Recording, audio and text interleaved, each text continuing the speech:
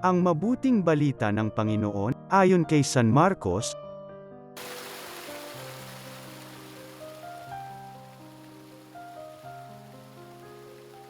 Noong panahong yun, nang paalis na si Jesus ay may isang lalaking patakbong lumapit, lumuhod sa harapan niya at nagtanong, "Mabuting guro, ano po ang dapat kong gawin upang magkamit ng buhay na walang hanggan?"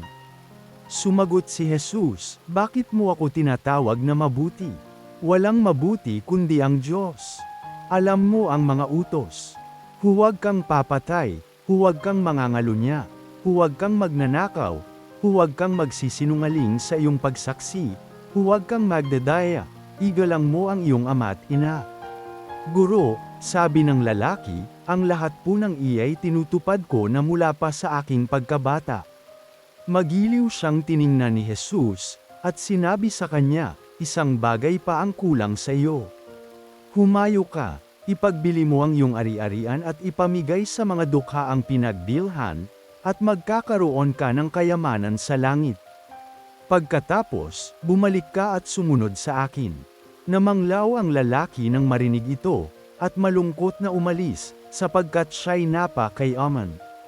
Tiningnan ni Jesus ang mga nasa paligid niya at sinabi sa kanyang mga alagad, "Napakahirap mapabilang ang mayayaman sa mga pinaghaarian ng Diyos."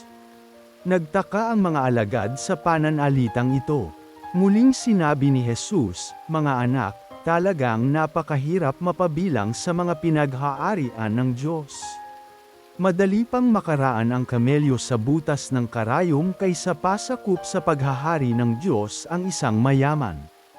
Lalong nagtaka ang mga alagad, kaya't sila'y nagtanungan, kung gayoy sino ang maliligtas. Tinitigan sila ni Jesus at sinabi sa kanila, "Hindi ito magagawa ng tao, ngunit hindi ito mahirap sa Diyos. Magagawa ng Diyos ang lahat ng bagay." Ang mabuting balita ng Panginoon.